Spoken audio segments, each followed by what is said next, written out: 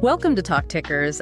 This is our latest deep dive, and I gotta be honest with you right out of the gate here. Oh boy, setting expectations early. Yeah, well, you know how it is. Usually when we sit down to look at an earnings call, specifically in the mining sector, it's a bit of a mixed bag. Right. It's almost never perfectly clean. Exactly. You get a beat on revenue, but then a total miss on costs. Mm-hmm. Or they give you great production numbers, but the forward guidance is just incredibly weak. It's rarely a straight flush. Yeah, it's usually an exercise in damage control. Or just finding the silver lining in a really cloudy report. Pun intended. Right, pun intended. But today we are looking at something genuinely different. We are doing a deep dive into Pan American Silver Corp. Ticker is PAAS. Oh, yes. PASS. The date is February 20th, 2026. They literally just dropped their Q4 and full year 2025 results. And if you are holding this stock, you are probably feeling pretty good about yourself right now. Yeah, you're popping champagne. But my job today isn't to just, high-five you. My job is to ask, is this actually as good as it looks? Because the stock only moved about 2.1% on the print. Which, in the context of the run it's already been on, is actually a very specific signal. Right. It closed around $58.01. But we need to zoom out a bit for you guys listening.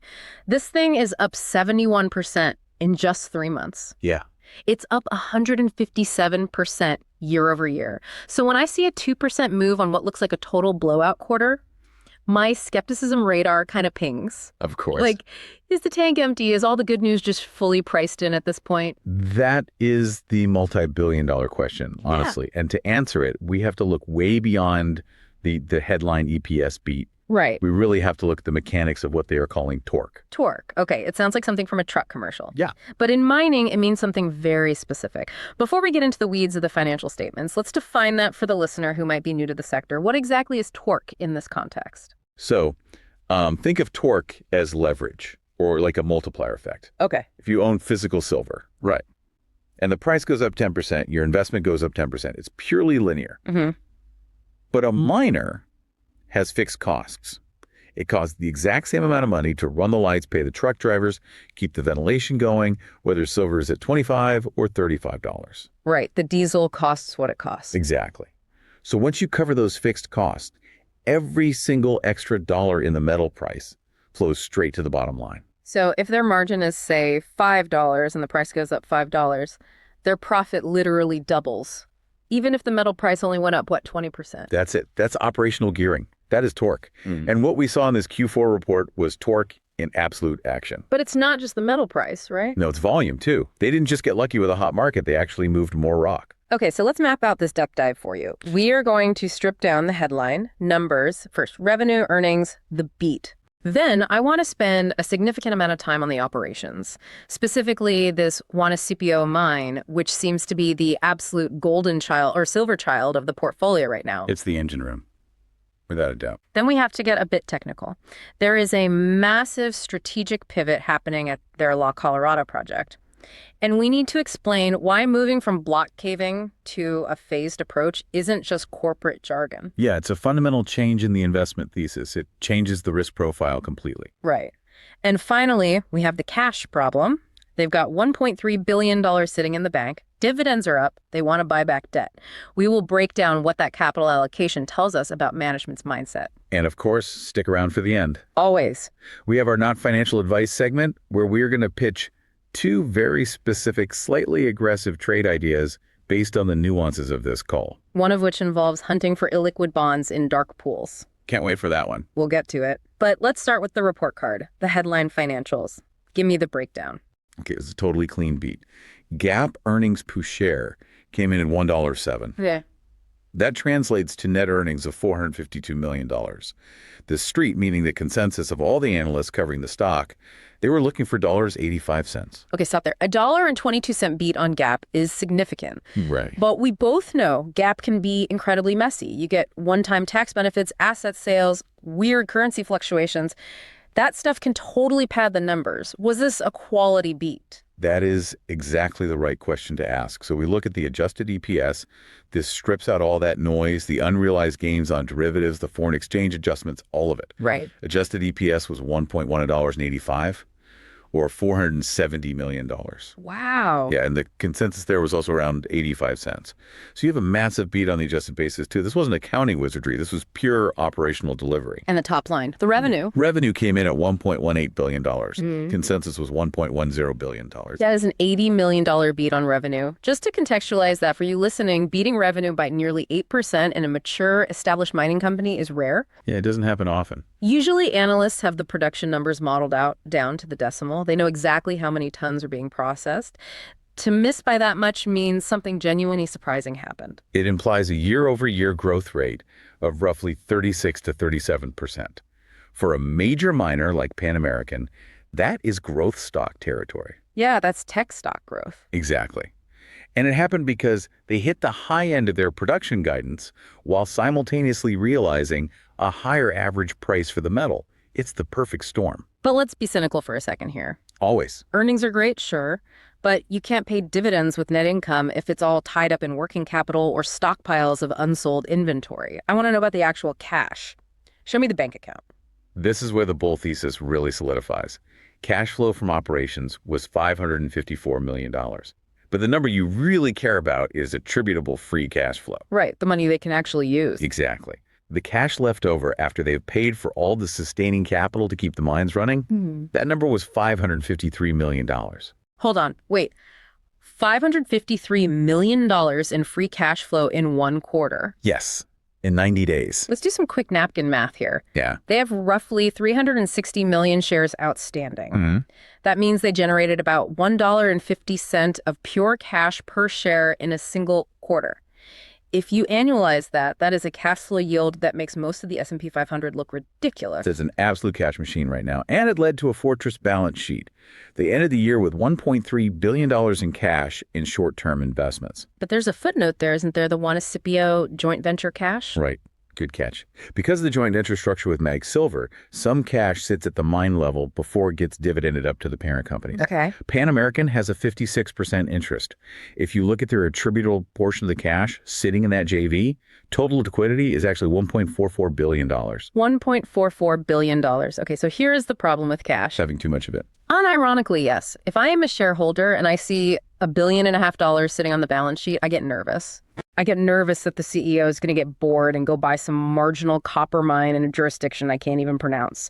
Or they're going to build a fancy new corporate headquarters. Capital allocation becomes the single biggest risk factor. And Pan American does have a history of M&A.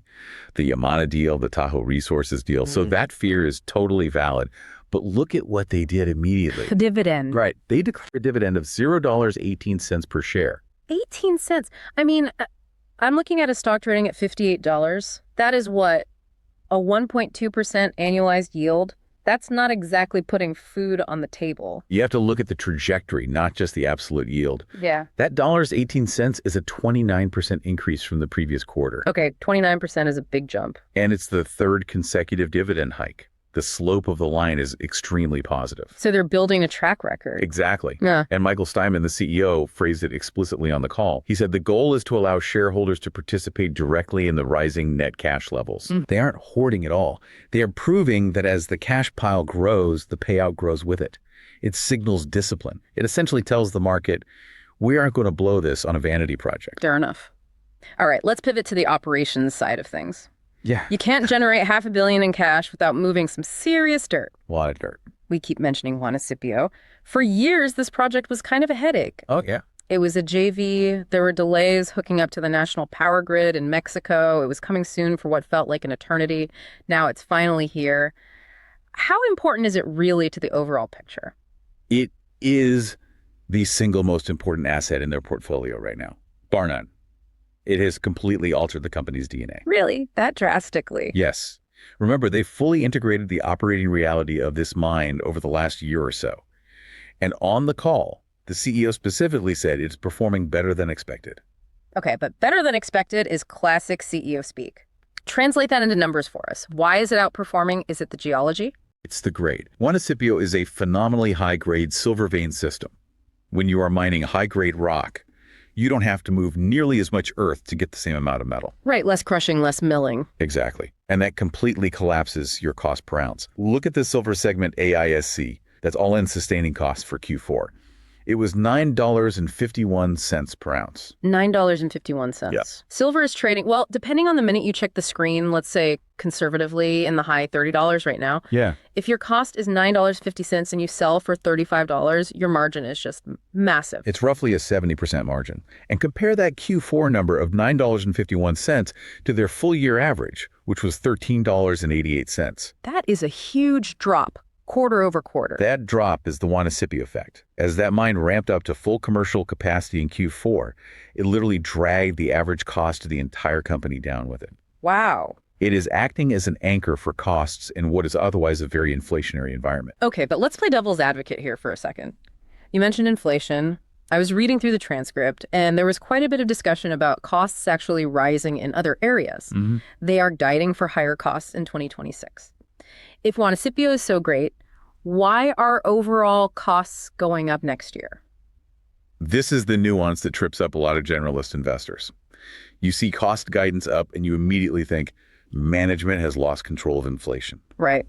You think diesel, cyanide, labor. It's some of that, sure. General inflation is sticky. Labor costs always creep up. But the biggest driver of the cost increase is actually the silver price itself. Walk me through that. How does a higher silver price increase the cost of mining the silver? Royalties and worker participation. Ah. Yeah. In Mexico and Peru, and specifically at mines like San Vicente and La Colorada, there are legal mechanisms where the government or the original concession owner takes a cut of the profit, not just the top line revenue. Okay, so it's tied to the bottom line. Right. Or the workers themselves are legally entitled to a profit sharing scheme. So if the profit absolutely explodes because silver hits $40 or $50, the royalty payment explodes right along with it. Exactly. And that royalty payment sits on the expense line of the income statement. So it looks like a cost. So it's effectively a success fee. That's the perfect way to look at it. It is a high-class problem to have. The CEO was very clear about this on the call. He said the revenue gain from higher prices far, far outweighs the incremental cost of those royalties. I mean, you would happily pay an extra $2 per ounce in royalties if it meant you were selling that same ounce for an extra $10. Any day of the week. So when we see that 2026 cost guidance creeping up to, $16 or $18 per ounce across the silver segment, we shouldn't panic. We should actually view it as a bullish signal. Exactly. It means management's internal budget assumes silver prices are going to stay high. They are baking in the success fees proactively. If they were bearish on silver, their cost guidance would actually look much lower. That is a totally counterintuitive take, but it makes perfect sense when you break down the accounting. Now, let's shift over to the technical side of the portfolio. I really want to talk about La Colorada skarn. This is huge. Yeah, this is a massive deposit they found below their existing La Colorada mine. For a long time, the narrative was, this is going to be a mega mine, a bulk mining block cave operation. Right. But now they are entirely pivoting. They are talking about a phased approach and vein mining. Yes, and this fundamentally changes the valuation. Why? To the average listener, block cave versus vein mining just sounds like engineering jargon. Why does this matter so much for the stock price? You have to understand the engineering economics behind it. A block cave is an absolute beast of a project. Okay. You essentially tunnel underneath a massive ore body, you systematically weaken the rock, and you let gravity collapse the mountain into these giant funnels. Sounds intense. It is, and it's incredibly efficient at scale. You can move 50,000 tons of rock a day. But There's always a but in mining. the but is the upfront capital. To build a block cave, you have to spend billions of dollars and endure years of underground development before you see a single ounce of silver produced. Right. It's a bet the company kind of project. Right. If you mess up the geological models, or if the rock doesn't fracture the way you modeled it, you just have a multi-billion-dollar hole in the ground and zero revenue. It's basically the Death Star strategy. Yeah. Massive power. But if there's one flaw in the exhaust port, it blows up and you're done. Exactly. Yeah. And investors hate that kind of binary risk. It hangs over the stock like a dark cloud. The market just says, oh, they have to spend $2 billion next year. I'm not touching that. So what exactly is this new plan? The new plan, this phased approach, is much more surgical. They're going to target the high-grade veins that sit inside the skarn and between the skarn and the surface. Okay. So instead of a 50,000 ton per day monster, they're looking at 10,000 to 15,000 tons per day for phase one. Smaller, cheaper, faster. Much faster. And critically, a drastically lower upfront capex. They don't need to build the Death Star immediately. They can build a Corvette, start generating real cash flow from the high-grade ore, and then use that cash to pay for the massive expansion later on down the line. So they are effectively self-funding the growth. Yes, it massively improves the IRR, the internal rate of return. It brings cash flows forward in time. And in a relatively high interest rate environment, money today is worth a lot more than money in 2032. And it probably makes it way easier to find a joint venture partner, right? I imagine it's pretty hard to convince a partner to sign a check for half of a $3 billion project. Precisely. Management actually mentioned that discussions with potential partners are in full swing. But the terms are obviously changing because the project scope is changing.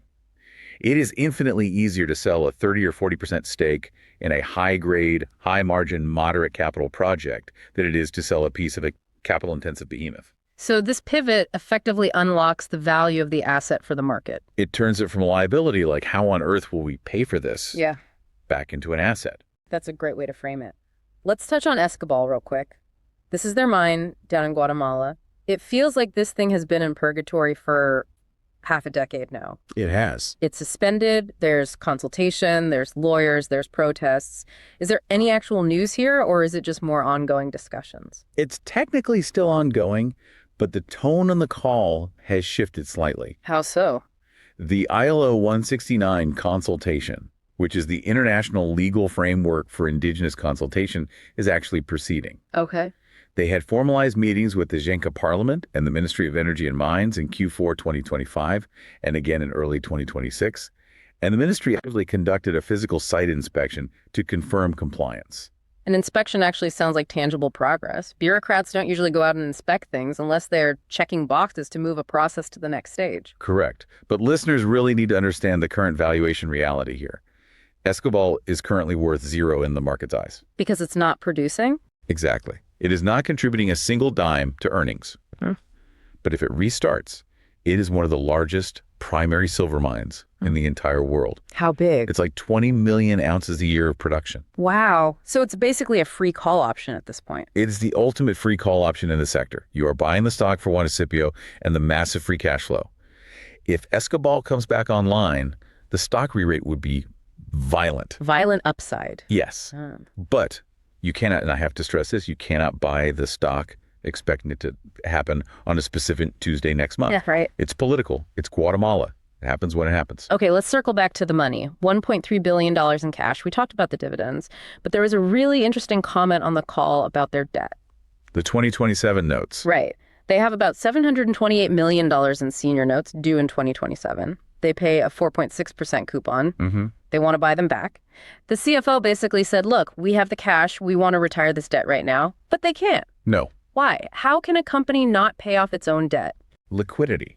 This is just a fascinating glimpse into the internal plumbing of the corporate bond market. Those notes are simply not trading. Because nobody is selling. Exactly. The holders, which are likely big insurance companies, pension funds, institutional guys, they're just sitting on them. They are getting their 4.6% yield. Right. They look at Pan American's balance sheet and see $1.3 billion in cash. They know the company is incredibly safe, so why on earth would they sell? They're perfectly happy collecting the coupon from a zero-risk entity. Exactly. And if Pan American tries to go into the open market and buy, say, $100 million of them, the complete lack of supply would spike the price immediately. So they'd overpay. Right. They would end up paying way above par value, which is a massive waste of shareholder money. So they are essentially stuck in a liquidity track of their own success. They are too creditworthy, so nobody wants to sell their debt back to them. It's a very bizarre problem to have, but yes. It just reinforces the fundamental safety of the company right now, even if it's deeply frustrating for a CFO who just wants to clean up the balance sheet before the maturity wall. Let's look at the year ahead. The 2026 guidance. They're projecting 25 to 27 million ounces of silver. That's roughly 14% growth year over year. And 700K to 750K ounces of gold. So the machine is growing. It is. And remember, that growth is coming into a macroeconomic market where silver is in a deep structural deficit. Let's unpack that deficit word. We hear it all the time on Twitter and in newsletters. Silver squeeze, shortage, manipulation. Is it actually real? It is very real. 2026 is projected to be the 6th consecutive year of a physical supply-demand deficit for silver. 6th year. Why? Where is it all going? Solar panels, photovoltaics, The new generation of solar cells, specifically TOPCon and HJT cells, they use significantly more silver paste per panel than the older technologies. Oh, interesting. And global solar installation is just going parabolic. Add in general electronics, the EV transition, and the fact that global mine supply is basically flat or declining. Math is pretty simple. We are consuming more physical silver than we are digging up, period. And Pan American is one of the very few large cap miners that is actually growing their production right into the teeth of that deficit. Exactly. Most of their competitors are shrinking or just flatlining.